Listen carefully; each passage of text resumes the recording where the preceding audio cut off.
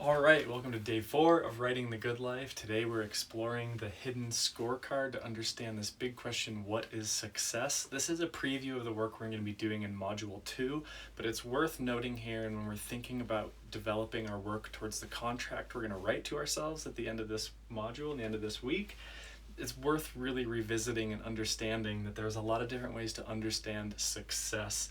And we're really thinking about this in terms of sustainability. What is a form of success that we can create over time that can keep us invigorated and going, and that won't give us this up and down roller coaster ride of, oh, I think I did it, I'm not sure, I think I did it. Basically, like the tortured artist sense, if we stake our success on a particular outcome that's going to happen, and then even if we get that outcome, there's a sense that we're kind of deflated, or it's in a dangerous place to be.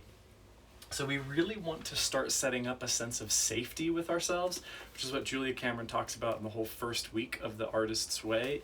The beginning path of recovery, if you want to use her language, is to get to a place where you're safe with yourself and safe with the process that you're going on, which means you are identifying and nurturing the power of your own belief to frame your experiences.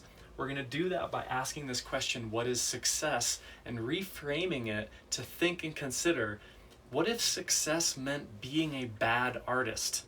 What if success meant living an okay life, a good enough life? What if we're already successful by virtue of being in this group and listening to this video? What if success is about breathing and calling your friends? What if success is fill in the blank for you? Like, how would you define success in a way that's super sustainable? Close to this, and we're going to do this next week, but you might start thinking about, how would you really want to grade and judge yourself? Like, the scorecard people are giving you in your life, or the scorecard you might be giving yourself, what do you want to be on that scorecard? How would you use that scorecard, and how would you frame that experience in such a way that makes sense to you? I'm going to end with this quote from page 30 from George Tucker. He says, "Painting is an attempt to come to terms with life. There are as many solutions as there are human beings." I would suggest that success is a sense of us coming to terms with life, and that there are as many forms of success as there are fingerprints, or as there are human beings, and that part of what we're doing in this course is identifying the power of our narratives and beliefs that we're telling ourselves about success that either enable us to be more in a good life or disable us to be less in the sense of a good life. So that's why we're spending some time today at the outset of the course to introduce this really big question about success that we're going to explore next week, in particular with regard to work, relationships, play, and health. But for now, before we get there, the first chapter of Julia Cameron's book is really about looking at the power of beliefs. I guess it's not the first chapter, it's the first week of her program. Is about how the power of our beliefs shape our perspectives, and whether or not we should and could explore ourselves in a way that gives us a more authentic notion of success that's sustainable and safe no matter what happens out there. Okay, in terms of a story I can tell about this with music and being a musician for the last 20 years, I have gone through a lot of phases where I've seen success in different kinds of ways and worked towards a lot of different kinds of success. Success being making this much money a year. Success being playing these stages. Success being getting this many people on our mailing list.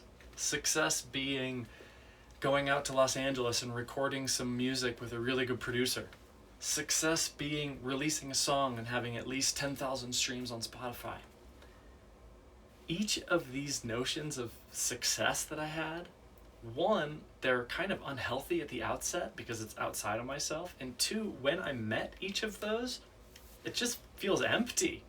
Like I thought that would be success, but it doesn't really feel that way.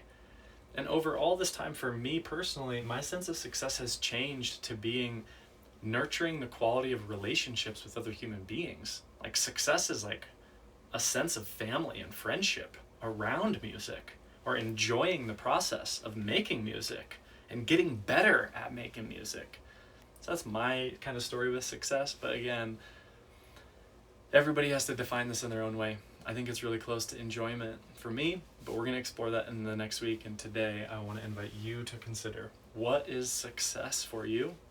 How can you formulate a sense of success that's sustainable over time, over a long time, that helps you feel safe no matter what happens, and that is close to your own inner purposes for what you really think success is? And then really how the beliefs around that, kind of nurturing or not nurturing, supportive or not supportive beliefs, is kind of what we're hoping to get goals that our success is more authentic to who we are, not someone else's idea of success, but our own idea of success. All right, I hope this helps.